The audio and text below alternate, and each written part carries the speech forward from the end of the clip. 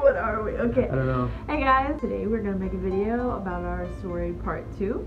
About 10 months ago we made a part 1 and we never Finished it. Yeah, so You guys were like, wow, you guys are at college, but that's not the finishing product. yeah, it ended. We just watched part of it and it said we were talking about college. We like jumped from us being being teenagers, which we're still high teenagers. school. No, we're not. No, we were when we went to college. Oh yeah. But we jumped from Like Eric early dating me and breaking up mid-teens. with me and dating me and breaking up with me to college. Okay, we don't have to continue talking about that. We're talking about Let's talk the about story. college. Let's talk about college. No, That's we where haven't we gotta even start. got to that point. That's where we left off the last video. We need to go a little bit more in depth. Why are you nervous? You're playing with my makeup. Because it is our story, and let's start at college. Okay, we're gonna start right before college. How about that? Okay, senior year, Yes. or like the end of senior year after my house burnt down. Right But before college, of course, my house burnt down senior year. And that was like in April, I think. And kind of lost everything. I think I was single during that whole process. I wasn't dating anybody. I wasn't really committed to anybody. Was kind of focused on college and the ACT, which I took. And then I got accepted into KU. I like put in my application or whatever, and they accepted me, and I was like, okay, I'm probably gonna go to KU. I fell in love with the campus. I don't love Kansas, but I just wanted to get out of Missouri. The church camp, that the church that we both had attended and met each other at was, it wasn't the We same didn't church meet camp. each other at church. No, we met each other at the church, that's what I'm saying. Anyway, so we go through college, and I think before this camp even started, Kristin was sending me scriptures like every day, and she had stopped a few months prior to the summer, and probably like a couple weeks after my house burnt down, she kind of stopped sending me scriptures. And It's weird to hear your perspective, because that's not what happened. she stopped sending me scriptures, and she was, I guess, trying to move on from me, and I was just kind of concerned about trying to get to college, and for whatever reason, I was just like, why is she not sending me scriptures anymore? And I thought about it for like 2 months before I ever sent you a message on Facebook, and then I was like, okay, I'm just gonna ask her. I'm just gonna see like what happened, like what. When you finally decide to talk to me, it's about why I stopped sending you scriptures every day that you never replied to. Yeah. For like twice. Yeah. Tell me how that makes a lot of sense. It doesn't make a lot of sense, but what it was just high school was just a dark time for me. It was just not a wonderful, amazing, I'm so happy with everything going on in my life kind of time. Mm-hmm. And so I think part of that was actually because my parents were really unhappy, and I was kind of sensing that. Well, you went And through your own battles. I went too. through my own battles, but I think also my parents going through their battles, and they just got divorced last year. The whole of the story is I was just like, why did she stop caring? Because I was like, this is one of the hardest times ever. Like, I'm getting ready to transition into college and getting ready to, like, my house had just burnt down. I was getting ready to do all these things, and I was just like, she's always been there and now she's not. And so that was just kind of like weird to me, and I realized, because like I thought about it for 2 months, like I said, like 2 months before I ever messaged you, and I was like, why For is real? she for real? 2 and months I was like, before. yeah, and I finally was just like, why? You were like mad at me for it though, is what aggravated me at the time, I because wasn't, I though. literally spent, this was 2015, I spent 2 entire years sending him a scripture every day. because I felt like he needed some sort of encouragement throughout the day. But you're gonna have to keep in mind, I was not feeling perfect all the time. I was going through depression and stuff, but I still had this, like, I just wanted him to talk to me, and at that time I sent scriptures to, like, everyone in my contacts, which, sorry if that annoyed you. It was a time, but I guess I'll kind of give my perspective of that part. I had been doing it every day for like 2 years, and then finally, after like 3 times or 4 times of him being like, let's date, oh never mind this other chick, like, I was like, no, I guess I just need to, like, get over him, you know. It's time, I guess. Like, obviously God kept telling me, you know, you're gonna marry this guy, and people thought I was crazy. People told me to get over him, and I still felt it and heard it from God. Like, I can't tell you how many times I would wake up in the middle of the night with a vision of his face, and God's like, pray for him until the fear goes away, or till you feel at ease. And I would. And so anyways, I just decided to go against that voice and stop believing, or try to. It never actually worked because I still loved him, and sorry to all the people that I tried to date when they could tell I was preoccupied all the time thinking of him. Yeah. I stopped sending him these scriptures because I felt like, why am I doing this? Like, it was a time of me, like, letting go of trying to be perfect, trying to be this perfect Christian that was always 100% encouraging to everybody and always trying to make sure that everybody was okay, because nobody seemed to really try and do that for me, but like a handful of people.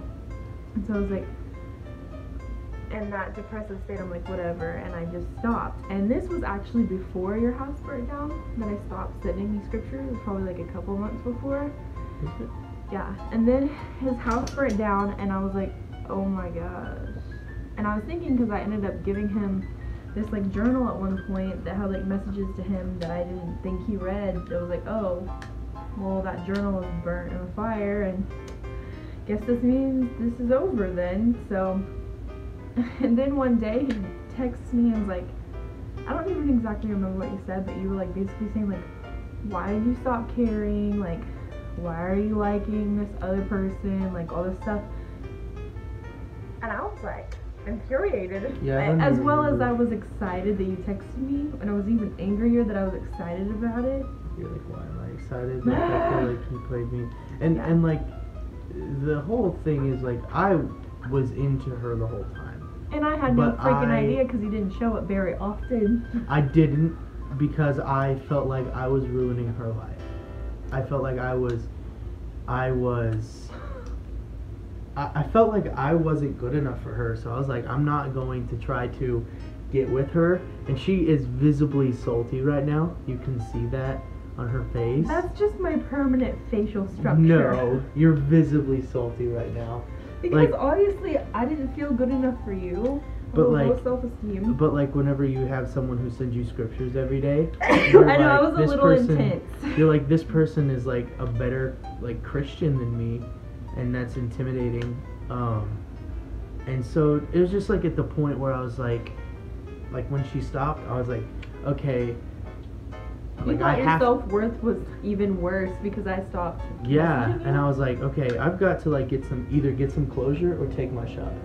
And that's just kind of what I did. Yeah. So you thought, this is the last shot I get? Yeah. It basically was, though. I knew it was.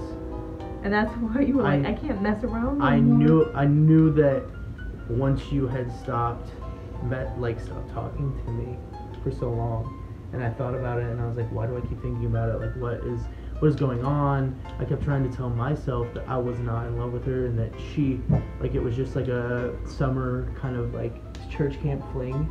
Yeah, and like, I felt like maybe that was it too. But it wasn't. And so it's just like, okay, here we go. I'm gonna shoot my last shot.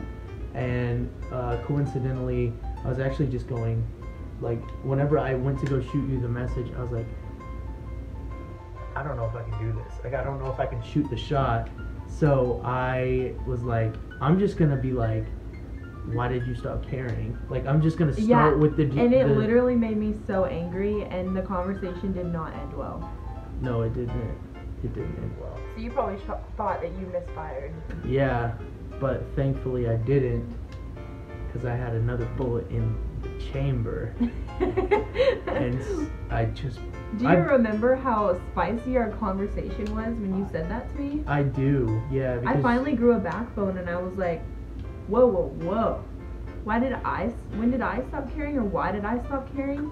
I have been trying to get your attention and to prove to you how much I cared about you for so long, and you only wanted me when it felt like to me, when he didn't have anybody else, or when he was at his lowest. And don't get me wrong, I wanted to be there for you so bad in all of your times, your hard times and your good times, but I was like, when are you gonna start caring, is what I was thinking. I was like, why in a time I thought I was happy with this other individual who ended up not being a great person for my life in that aspect. And he was like, why, like, this person told me that you like them, blah blah blah, and I'm like, who the F, what does it matter if I do? Like, you don't seem to care unless Daisy. Daisy, what are you doing? She's like, what, are you guys fighting? No. No, sweetie. Like, why do you care whenever you feel like it's too late? I remember saying that, and I was like, why are you pointing the finger at me? And he's like, I'm not pointing the finger at you, I'm pointing at me. And I'm like, why didn't you start off the conversation that way rather than, why'd you stop caring? Because I think that I literally just wanted, I was like, I'm just gonna get closure, because she's not, like, she's obviously interested in this other dude, who coincidentally wasn't even interested in girls. Gosh, this is a little too spicy for the day. I'm just being honest. But whoa. But yeah, so I shot my shot, and then I ended up, after that I don't know how long, I think it was like the next day or something. It was pretty soon afterwards. I was just like, okay, well, I still love you.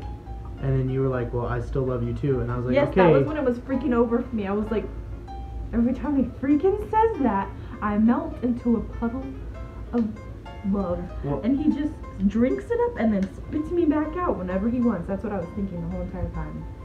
Well, and then I was like, okay, then you're my girlfriend. And I did not. She didn't believe me until we got to college, and I kissed her. Yeah, you're gonna have to remember though. You're gonna have to remember that we had been boyfriend and girlfriend, I don't know how many times, until he just literally stopped texting me, stopped talking to me, and I had to be like, for like 3-4 weeks, are we dating, are we not? This was after church camp. Yes. It was after church camp, because we had started a conversation. Well, like, you had told me that you loved me. Okay, so you missed a whole entire thing. Yeah, I did. You told me because you don't like to remember about this. I don't want to remember about this. I don't want anyone to know about it. Well, we're talking about our story. I know. Okay. Daisy. That's my thing. Daisy! Basically, I was literally trying so hard to forget about him that I decided I wasn't going to go to Youth America, the church camp that we went to, with the church that we normally would go to. Yeah. Lebanon Family Church. I was so scared to do it, and my parents didn't want me to so bad that I texted Pastor Mike, who was the youth pastor at the time, and was like, I'm not going with you guys, like, I can't, I found out Eric's going, I can't go. And Pastor Mike was literally like, I know he was rolling his eyes so hard at me. He even like did this thing that he thought would, you know, grip my soul and make me go. He was like, well, Moses didn't want to like get tell the people, like, you know what I mean? And I was like, I just can't go. So I didn't go with them. I went with Courageous Church. It's a completely different week. And he texted me, he was like, okay, why aren't you going to Youth America? And then he convinced me that I should go to Youth America to do the summer internship, which I already felt like I was supposed to do anyway. So like, talked to my parents, they let me go. And then whenever you and the church come to Youth America, after you told me that you loved me, same thing happened. I became a chicken. Again, and he decided that he liked another girl, started ignoring me. I was not ignoring you. I was scared out of my mind, because this is my thought process. This was my thought process. I was like, okay, this girl who I really like, this one right here who I love, is gonna be there, and I haven't seen her in years. Like, it was years. I Like, it was a long time since I'd seen you last. No, it wasn't years, because we had seen each other at like church and stuff like that. Okay, but I hadn't like had a conversation with you. Like face to face. Like face to face in a really long time. You want to know what you said to me Mm-hmm. in person for the first time? What? Since that, you said mayonnaise. Because I was working as a summer intern at the booth with all the condiments at lunch, and you come over to get some packets, and you're like, mayonnaise. And I'm like, he hates me. He didn't even say anything to me. And I was just like, hey. And he's just like, mayonnaise. And he walks away. I don't think you understand how unbelievably nervous I was. I did not like, see that side of you, though. Because, like, here's the thing. Like, whenever you go to church camp, you, like, I convinced myself I liked that other girl. Like, I was not really that. You did like that other girl. You thought, sat by her at churches? Church services and stuff? Yeah, like, because I had convinced myself, like, oh, no, I like this other girl. Like, Kristin's still too good for me. And I just was starting to go through that whole cycle. But at the end of it all, I realized, I was like, I'm not into this girl. I'm into Kristin. Like, that's where I'm gonna go with it, and that's just where I went with it. And see, my perspective of all of it was he's a jerk. Like, yeah, he's literally playing me again, and I fell for it again. Like, I let myself go through another whole cycle of he loves me and he wants to be with me. Oh, never mind. He actually hates me. He was lying all along. He played me like a guitar. Like, he just played me, and I was like. But even still thinking that stuff, you know what I did? Texted him first. Again. I was like, because I listened to him speak before, like, their whole youth group about, like, his experience at Youth America, and then I texted him, and I was like, that was really good. And he was like, I don't think so. Like, that's all you had to say, and I was like... I didn't think it was very good. After that, I was like, okay, you're my girlfriend. Like, I was just like... I didn't believe him, because you're going to have to remember years of not really knowing for sure what we were. I know. And he got mad at me when I didn't understand that we were dating. I was like, we're literally dating. He wasn't mad, but he was like, why'd you get a friggin' tattoo when I told you not to get one? Like, whoa. Like, that sounds a lot worse than what happened. What happened was... Okay, we're not even talking... Let's make that a different story time. Okay, we'll talk about that later. Also, I think you look really, really good with earrings. I think I would look like a complete and total tool with earrings. No, you look good, like black studs. The problem with tattoos... No, we're not going to talk... You always trail. Yeah, I always do trail. Okay, so I'm really bad at stories. But yeah, okay, and then we were like together, and then blah, blah, blah. Skip ahead to college because we've got to like wrap this video up. I think it's gonna have to be in 3 parts. It's gonna have to be. So like we have a long story. We do. We're dating, and I don't know if she truly believed we were dating until I like kissed her. I was really confused. Like it took me a long time. I like went and like kissed her that night, the first day, and they were like, "We have some rules, like no kissing, no dating," and I was like. We waited this long. And it was stupid, okay? This college was dumb. Oh, we totally forgot to talk about how we even got to go to the same college. That's a whole different story. What is with our story? It's so many different stories combined. I don't know, but we're gonna have to like make a part 3 to this. You're cute. Okay, guys, so we're gonna have to make a whole nother part because we just realized that it's not gonna fit in the second part. It's already like 24 minutes. So there's a lot to edit out. So. Yeah, and anyway, Chloe, what are you doing? We just have so many different aspects to our story and perspectives that we're still like unraveling to this day. So we will let you know. Really, from like what we've said so far, if there's anything that you can learn from it, it's that don't self-sabotage yourself just because you feel like you're not worthy of whoever or whatever it is that you truly desire. And if someone's self-sabotaging, it's okay to call them out. Yeah, because I tried to do that though, it didn't work. So anyways, until next time, friends, don't forget to like, comment, and subscribe. Share this with your friends if you feel like they need to hear a similar story or whatever. We love you guys so much, and we will see you guys next time.